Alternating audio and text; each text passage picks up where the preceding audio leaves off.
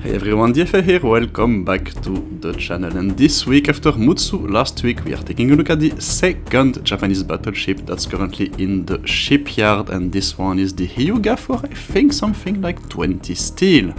Now my review of the Mutsu last week was a little bit mixed. This one was actually, it was kind of a bad trade-off between the Nagato, to be honest, and kind of a torpedo boat, but this thing, it's a little bit different. It's actually a Tier 7 Fuso. Just look at it, it's actually quite nice with its samurai camo there. I'm not sure how to call it, but yeah, let's take a look at its stats and see how that thing is actually performing.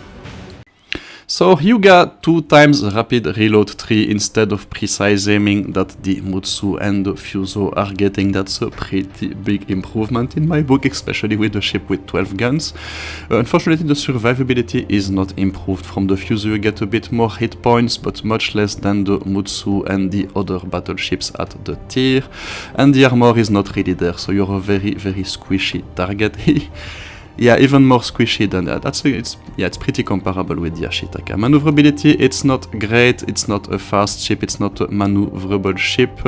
The guns, that's where it gets interesting. So you get the 12 356mm guns of the Fuso at tier 7, with a little bit more range accuracy is comparable, and so practically you're getting a very good DPM on paper, the best at the tier, 51,000. But if you factor in the real damage that these guns will deal, and here I tested it against West Virginia, yeah, it's not that great, but it's still pretty decent at 13,000, certainly more than the Mutsu. And I would say a little bit inferior to the other tier 7 battleships. One thing to note is the turret rotation, only 4 degrees. You absolutely must improve that with your equipment setup. For the rest, the secondaries are pretty average, and I believe you get a little bit more guns than the Fuso at the tier. No torpedoes, and obviously no AA. This is a Japanese battleship. And so this is a pretty interesting ship, because what this is telling us is that you will typically struggle against targets that are well protected, think tier 8 Bismarcks, Atlanticos, etc.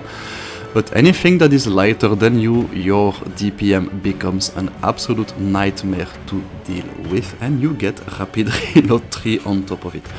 So you can essentially wipe out a cruiser with that thing in about 20 seconds. So it's a very, very powerful ship, but the key thing with the Hyuga is to really pick your engagements, and that's what we will be seeing in that battle.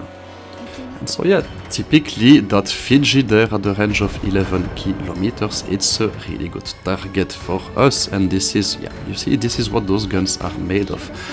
Yeah, don't be surprised if you hear some strange noises in the background. So, this is my press account, and I don't think there's any Japanese commander with, I would say, a master reloader skill, because yeah, practically it's kind of complicated to be getting out 3 salvos with your rapid reload with that ship. It's certainly possible, but it's very, very tricky, and I was looking for a master reloader commander, but there is none, so I picked one of those anime girls commanders that start a podcast every time you're firing at something. So yeah, I did have to kind of reduce the noise of that thing, but yeah, you will still hear it in the background. So let's go back to the gameplay. Typical targets here for us. That Omono is a perfect target for us, and the Magic is probably going to start soon. The Rook was also a really good target because it's not a very well protected ship, but this one at 6 kilometers giving us such a nice broadside, I would not do that if I were you. And you see a Hyuga. Not too many people know that ship, but I'm pretty sure that Homono will remember it for the next times. Was it worth getting out your 3 torpedoes or your 4 torpedoes? I'm not so sure. And so yeah, practically you can indeed delete a cruiser in 20 seconds. This is exactly how you do it. And so yeah, the Hyuga, it can be actually pretty fun to play, because it might sound like a dick move from that Omono, and to a certain extent it is, but those things are happening quite often at tier 6 and tier 7. I mean, people are still learning the game at that tier, and you will have plenty of these things happening to you. People think that they're playing a Japanese light cruiser, which is, yeah, not really a big destroyer, and yeah, it doesn't work very well. So yeah, the Hyuga, it can really, it's a bit situational, but you can still make it work at range, kind of. Provided you do not get into the front lines, and you really have to seek those engagements against targets that are less protected than you. So, for example, that Veneto is one of them. I think it's one of the ships you can actually your guns are going to do a good job against. So yeah, Hyuga, it's not a fast ship, it's not a maneuverable ship. The ship turns faster than its turret, so you kind of have to prepare your position, but once you get those 12 guns in the right direction and looking at the right target, and you activate your rapid reload, and yeah, everything in front is starting to feel the pain. And yeah, if you look at that Veneto, yeah, it's a higher tier battleship, but it doesn't really matter because we're certainly slapping him in the face and dealing quite a lot of damage. Unfortunately, yeah, I kind of have to retreat from that landing ground, and you see that the Hyuga is taking a lot of damage itself.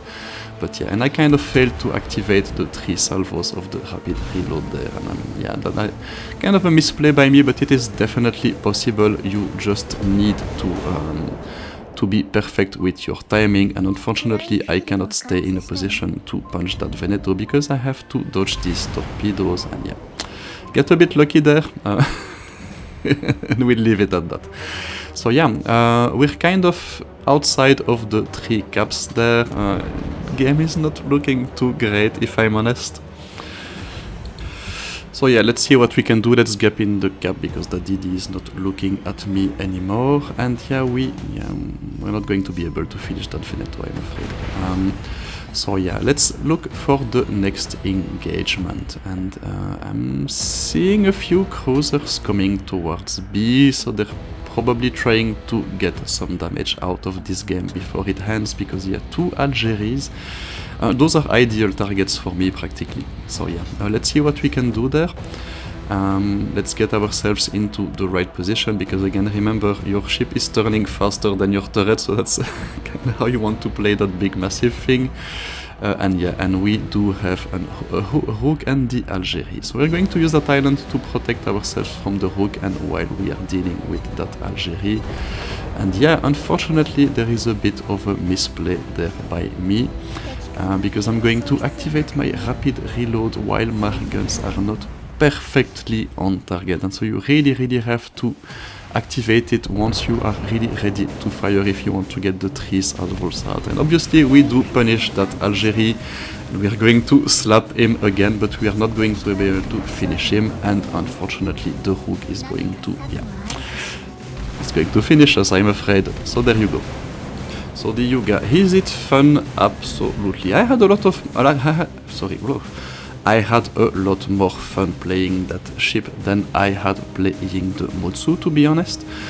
Is it beginner friendly? For me, it's not as beginner friendly as the Mutsu. This one, it's not really a traditional battleship. You kind of have to know which targets you can engage and where you can engage them, and position yourself accordingly. Free to play, friendly, 3 stars out of 5. It's still a battleship, so you will fare better if you have a high level commander with master reloader and practically premium repair kits, but you do not need a dedicated commander to do well with that thing, and it's in the shipyard. So yeah, overall rating 3 stars and a half out of 5. For me, this is a better ship than the Mutsu. I enjoyed it a little bit more, but I don't think it's for everyone, to be honest. Next week we will take a look at the last one that's currently in the shipyard, the Musashi, and we'll see if it's still relevant in 2025. It's going to be interesting, stay tuned.